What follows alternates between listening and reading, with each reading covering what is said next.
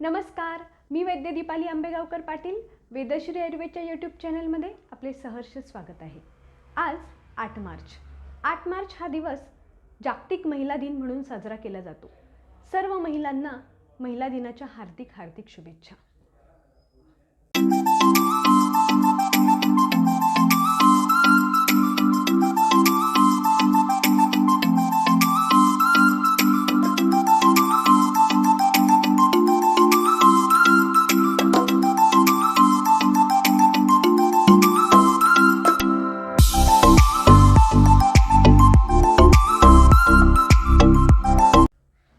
स्त्री ही संपूर्ण समाज व्यवस्थेच्या केंद्रस्थानी आहे.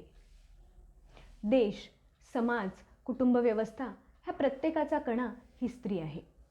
जशी जशी प्रगती होत चालली आहे तशी तशी स्त्रियांच्या कर्तृत्वाच्या सीमा ह्या विस्तारत चालल्या आहेत. आज असे कोणतेही क्षेत्र नाही जिथे स्त्रियांनी बाजी मारली नाही. एका बाजूला ह्या गौरवशाली बाजूचा विचार करताना दुसऱ्या बाजूला स्त्रियांवर अनेक आजारांचे सावट पडताना दिसत आहे. स्त्रियांच्या बाबतीमध्ये अनेक आजारांचे वाढते प्रमाण ही चिंताजनक बाब आहे. स्त्रियांचे आजार जसे की PCOD आहे, वाढते वजन आहे, वंध्यत्व आहे, थायरॉईड आहे, त्यासोबतच केसांच्या समस्या आहेत, कॅन्सर, उच्च रक्तदाब, मधुमेह इत्यादींचे स्त्रियांमधील वाढते प्रमाण ही अतिशय चिंताजनक बाब आहे. आज आपण महिला दिनाच्या निमित्ताने दैनंदिन आयुष्यातील अशा काही खास 8 टिप्स बघूया की ज्याच्यामुळे महिलांचे आरोग्य सुधारण्यासाठी मदत होईल. 8 टिप्स काय आहेत ते आता आपण बघूया. नंबर 1, आहार. आहार हा चौरस असावा, सर्व पोषकांशांनी युक्त असावा. भारतीय आहार हा वरण, भात, भाजी, पोळी, चटणी, कोशिंबीर असा हा अतिशय परिपूर्ण असतो. स्त्रियांना विशेषतः शिळे खाण्याची फार सवय असते. अन्न वाया जाऊ नये म्हणून स्त्रिया शिळे खातात. परंतु शिळे खाल्ल्यानंतर अन्न तर वाया जातेच, परंतु ते आपल्या शरीराला त्रास देऊन वाया जाते. त्यामुळे स्त्रियांनो, शिळे खाऊ नका. भुकेची वेळ टाळू नका. बऱ्याच वेळेला कामात असल्यामुळे भुकेची वेळ टाळली जाते. त्यावेळेला आहार सेवन केला जात नाही. त्यामुळे ॲसिडिटी, गॅसेस, वजन वाढणे अशा अनेक समस्या उद्भवतात. कोणत्याही सोशल मीडियावर बघून किंवा वजन कमी करण्यासाठी कोणताही एक्स्ट्रीम डाएट करू नका. त्यासोबतच बाहेरचे खाणे टाळा. जेवण करताना एका ठिकाणी शांतपणे बसून जेवण करावे. त्याच्यामुळे अन्नाचे पचन व्यवस्थित होते. तर अशा ह्या आहाराची नक्की काळजी घ्या.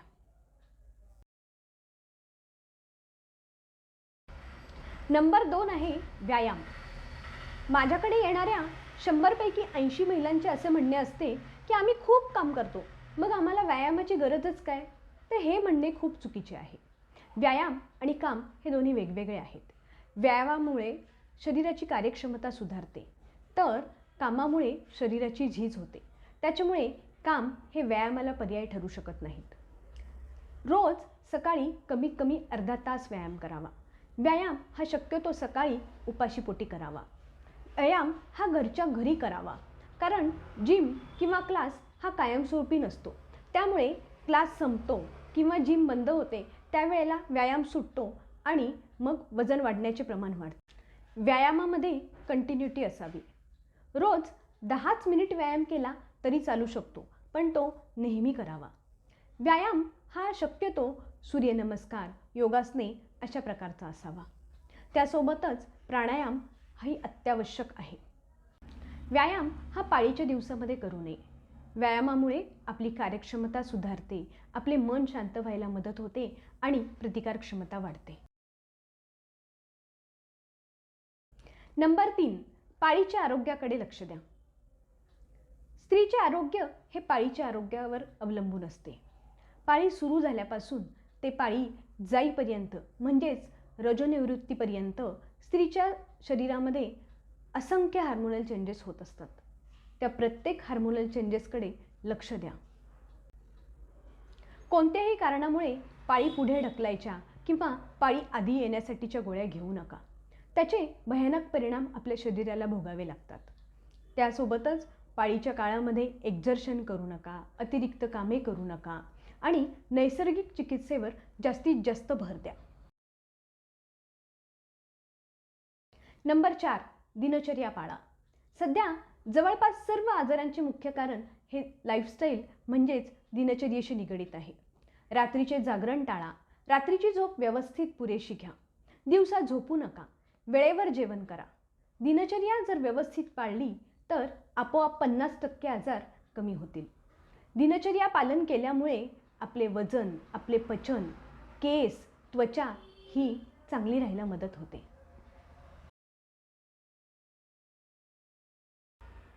नंबर 5, मानसिक स्वास्थ्य सांभाळा. सध्याच्या स्त्रीला अनेक आघाड्यांवर काम करावे लागते. कौटुंबिक, सामाजिक, आर्थिक अशा अनेक प्रकारच्या जबाबदाऱ्या पार पाडताना तिला मानसिक ताणाला सामोरे जावे लागते. ह्या मानसिक ताणामधून अनेक आजारांना निमंत्रण मिळते. विशेषतः स्त्रियांच्या बाबतीमध्ये 60 ते 70% आजार हे मानसिक ताणतणावामधून आलेले दिसतात. मानसिक ताणतणाव आणि हार्मोन्स ह्यांचाही एकमेकांशी संबंध आहे.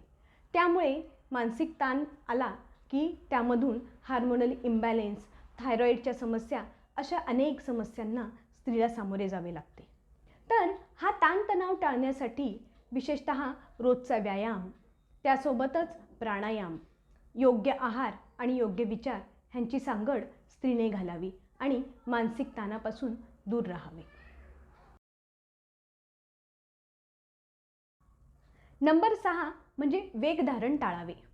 वेग म्हणजे मल, मूत्र, भूक, तहान, उचकी, जांभई, ढेकर, अपानवायू इत्यादी सारखे 13 वेग हे आयुर्वेदामध्ये सांगितलेले आहेत. हे वेग शरीरामध्ये ज्या ज्या वेळेला ज्या गोष्टीची गरज असते किंवा शरीरामधून ज्या वेळेला काढून टाकायचे असतात काही गोष्टी त्याचा रिमाइंडर देतात. पण बऱ्याच वेळेला कामात गुरफटल्यामुळे किंवा लाजेखातर स्त्रिया हे वेग टाळतात. विशेषतः मलमूत्राचे वेग स्त्रियांकडून बऱ्याच वेळेला टाळले जातात. त्यामुळे शरीरामध्ये टॉक्झिन्स किंवा विषद्रव्य साठतात आणि त्याचे परिणाम शरीरावर होतात. त्यामुळे शरीर ज्या ज्या वेळेला जे सांगते त्याच्याकडे लक्ष द्या आणि त्याचे पालन करा. नंबर 7, वर्षातून एकदा पंचकर्म नक्की करून घ्या. जसे आपण आपल्या गाडीची सर्व्हिसिंग नियमितपणे करून घेत असतो त्या पद्धतीनेच आपल्या शरीराचीही सर्व्हिसिंग करून घेणं खूप गरजेचे असते. प्रत्येक क्षणाला आपल्या शरीराची झीज होत असते.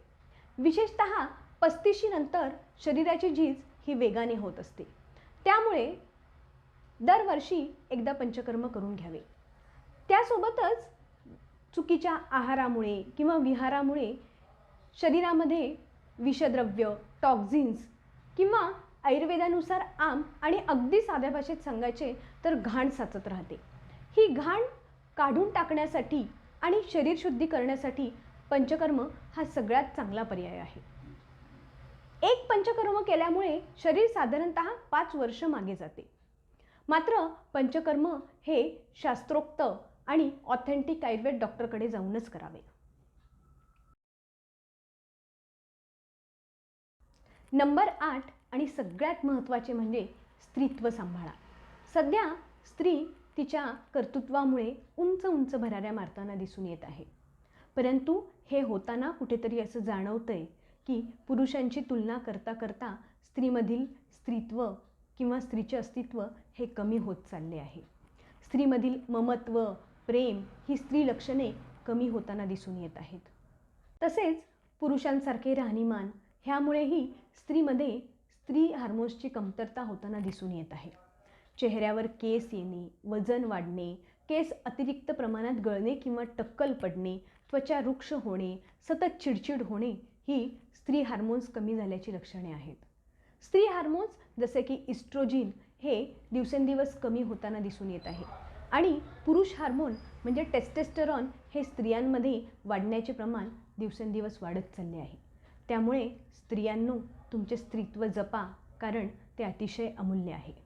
तर अशा ह्या आपण स्त्रियांच्या आरोग्यासाठीच्या खास 8 टिप्स बघितल्या. त्यासोबतच एक नक्की आवर्जून सांगते ते म्हणजे शक्यतो नैसर्गिक चिकित्सेवर भर द्या.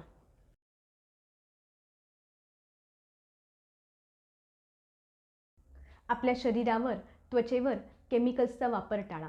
तुम्ही खूप सुंदर आहात. ते सौंदर्य जपा आणि परिपूर्ण, स्वयंसिद्ध व्हा. धन्यवाद.